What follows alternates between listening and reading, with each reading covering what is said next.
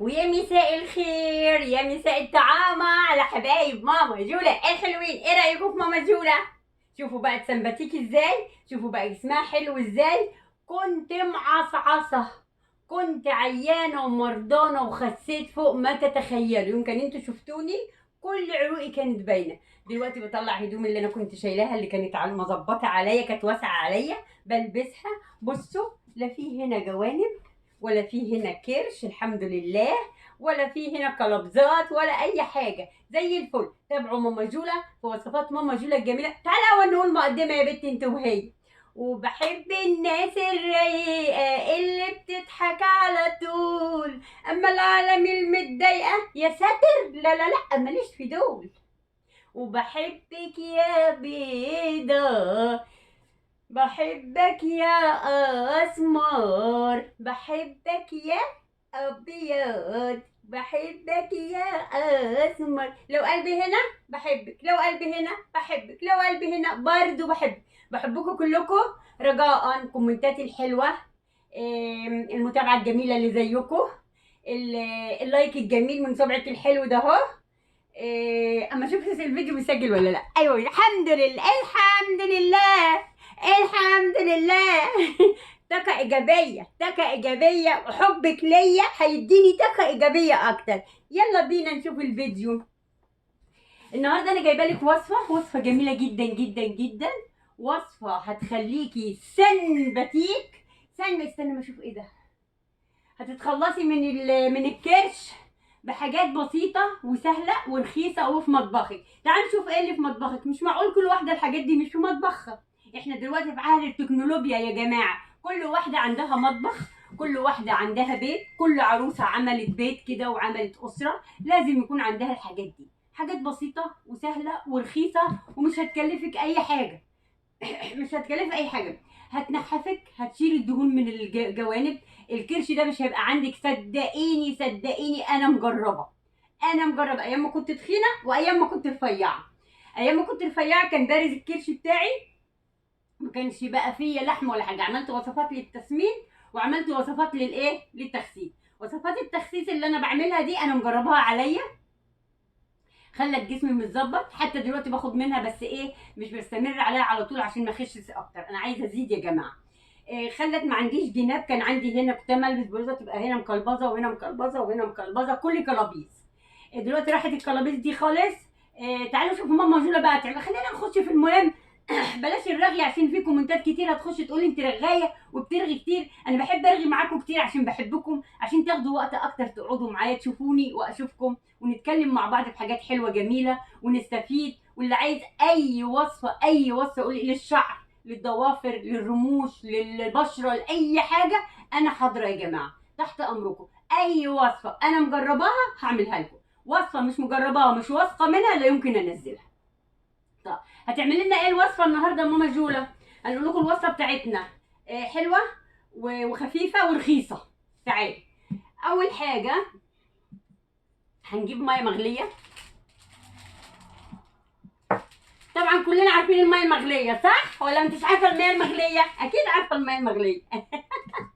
هنجيب ميه مغليه اهي. انا دايما بغلي الميه وبجهزها يا جماعه اهو. هتحطي قيمه كوبايتين كده بالنظر كده حسب ايه، او 3 كوبايات حسب ما انت عايزه. انا هحط قيمه كوبايتين اهم. حلو كده حلوين. طيب هتحطي ايه يا ماما جوله في الكوبايتين دول؟ طبعا الكينج بتاعنا النهارده في الوصفه الجميله دي، الكينج وملك التخسيس. وملك التخسيس فعلا فعلا فعلا، هو ده ملك التخسيس في كل الوصفات. الشاي الاخضر. الشاي ايه الاخضر. طبعا انا عندي شاي اخضر اهو يا جماعه اهو. بصوا انا عايزه اوريه لكم. انا بجيبه باكيتات كده اهو. الشاي الاخضر اهو. بس بحب ايه افرطه كده في البرطمانات عشان اعمل بيه الوصفه، عشان يبقى سهل ما ناخدش وقت واحنا قاعدين نفتح ونعمل. يبقى كده الشاي الاخضر هو الكينج بتاعنا بتاع وصفتنا النهارده يا جماعه. الشاي الاخضر ايه كينج الوصفه اهو. هناخد معلقه شاي اخضر اهي.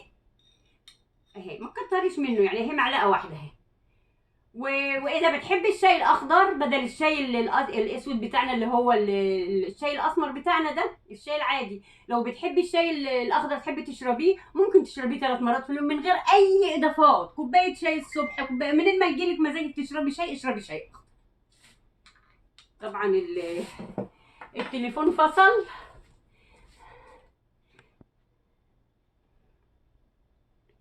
كده يا جماعه التليفون كان فاصل، معلش سامحوني، ربنا يستر ما يفصلش تاني. طيب من اما تحبي تشربي شاي اخضر، تشربي الشاي الاخضر اللي انت عايزاه بدل الشاي التاني، شاي من غير اي اضافات، بس الوصفه دي سريعه الايه، الجري، تجري في جسمك بسرعه. طيب حطينا معلقه شاي اخضر اهوت، وقفلنا البرطمان حلو عشان هنستعمله تاني.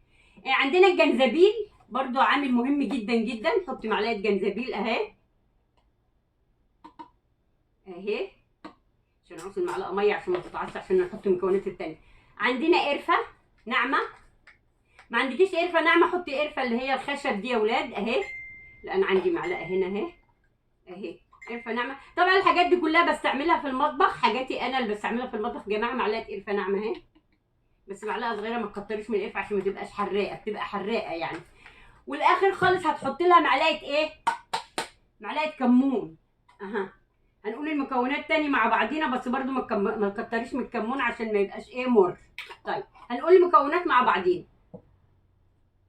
معلقه شاي اخضر، معلقه قرفه، معلقه جنزبيل، معلقه كمون، اصحي معايا صحصحي معايا، عصير نص ليمونه او نقطتين ليمون هنحطهم اهو اهو، نص ليمونه. هنبدا نقلب الخليط بتاعنا اهو،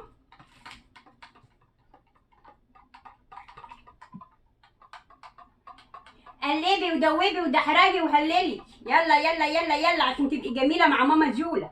حبايب مع ماما جوله، الكومنتات الحلوه بقى واللايكات. طيب دوبناها يا ماما جوله وسيبناها شويه، لازم تغطيها، لازم ايه، لازم تغطيها. طبعا انا ما جبتش حاجه اغطيها بيها، هغطيها بالعلبه الحلاوه اهي، بصي غطيتها اهو. هتغطيها، المهم انك انت تغطيها، انا بوريك ازاي تغطيها شويه، وبعد ما تغطيها هتصفيها، لو فيها شوائب، لو فيها إيه كمونيه حصى، لو فيها حاجه مش عاجباكي تفلي الشاي مش عارفه ايه، فهتصفيها بالمصفى. وبعد ما تصفيها في المصفى تسيبيها تبرد وتحطيها في التلاجة لمده 3 ايام، ممكن تستعمليها. يعني دي ممكن تعملي كميه تكفيكي 3 ايام.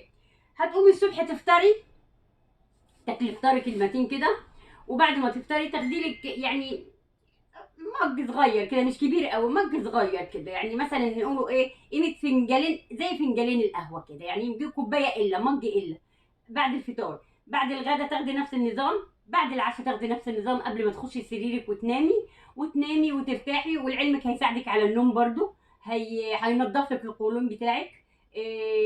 ودي حاجات يا جماعه رخيصه ومش مضره، يعني اذا ما نفعتكيش قلت لي يا ماما جولا ما خسيتش عليها، مش هتضرك.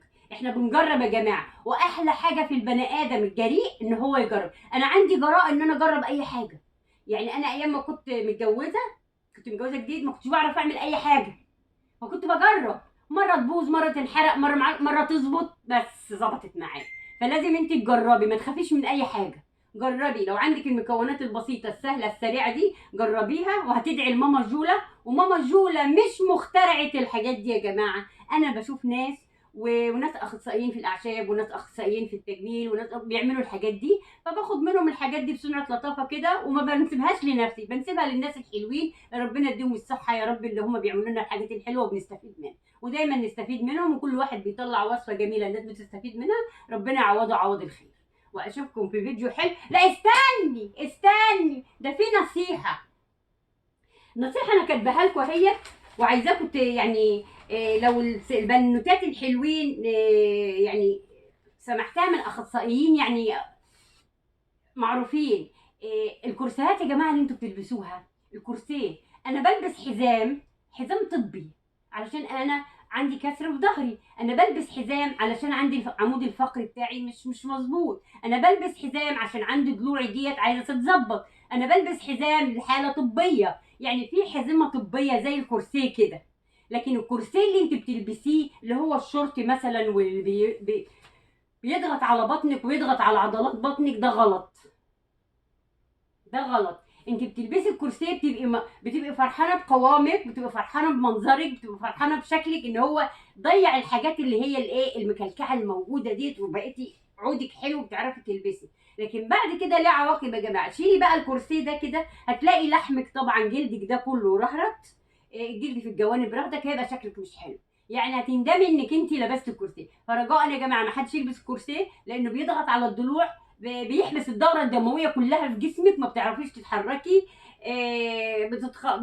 يعني بتخلي وسطك حلو وجسمك حلو، بس بعدين تبداي ايه تخلعيها، يكون فيها ايه ترهلات بقى وحاجات مش كويسه. فنصيحه يا جماعه انا سمعتها من كل الاخصائيين، عدم لبس الكورسيه. كان طالع جديد ايام من فتره كده، كل واحده تلبس لي كورسيه، انا واحده من الناس كنت بلبس الكورسيه بس خلاص بطلته. بس لما تعبت وظهري اتكسر بلبس حاجه طبيه يكون الدكتور كاتب لي عليها، مش اي واحده تروح عندها جسمها كبير خدي اعملي مجربات، اعملي وصفات، اعملي مش عارفه على نفسك، نظمي نفسك في الاكل، اعملي دايت، اعملي لكن اني احبس جسمي واحبس الدوره الدمويه واحبس كل حاجه في جسمي كده وضلوعي واكسر نفسي، لا.